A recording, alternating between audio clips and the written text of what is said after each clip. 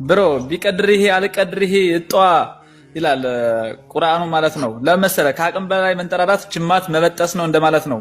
አሁን ይሄ አይ ቲንክ እንትን ነው አልገባህም አንተ አካሄድ የቱ ጋር ነው እንደሱ የሚለው ቁርአን ቢቀድርህ ወቀድርህ እጧ በትክክለኛው መንገድ የምትሄድ ከሆነ አንተና እኔ መወያየት እንችላለን። የቱ ጋር ነው ቢቀድርህ ወቀድርህ እጧ የሚለው ቁርአን ላይ?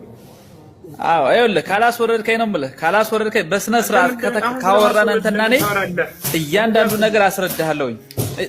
ስላንተ ስለራሱ ማለት ነው እያንዳንዱ ነገር ማስረጃ ጠየቀኝ አይደለ? የቱ ጋር ነው አንቺ አስተምርሃለሁ ስለራስህ ማለት ነው።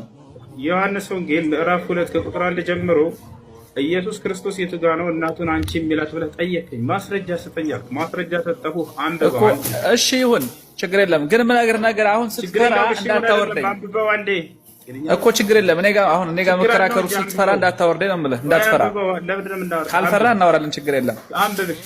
አም ዲፌንስ ዮሐንስ ወንጌል ምዕራፍ 2 ከቁጥር 1 ጀምረህ አንብበው። እኔ ማስረጃ አምጣ ስላልከኝ ሰጠህ። አንብበው። ጥያቄ እኮ አንተ መልስ አልሰጠኝም። 24 ሰዓት አለፈ። ሰጠሁ። የቱ ጋር ነው አንቺ ሴት እያለ የሚጠራው ማስረጃ አለው ወይ አልከኝ። መልስ ሰጠሁ። ዮሐንስ ወንጌል ምዕራፍ 2 ከቁጥር 1 ጀምረህ አንብበው።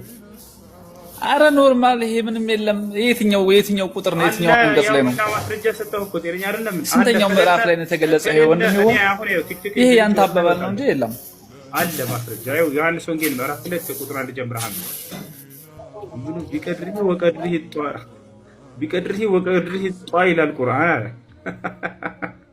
እሺ ለማንኛውም መልሳችሁ አስገዛልኝ።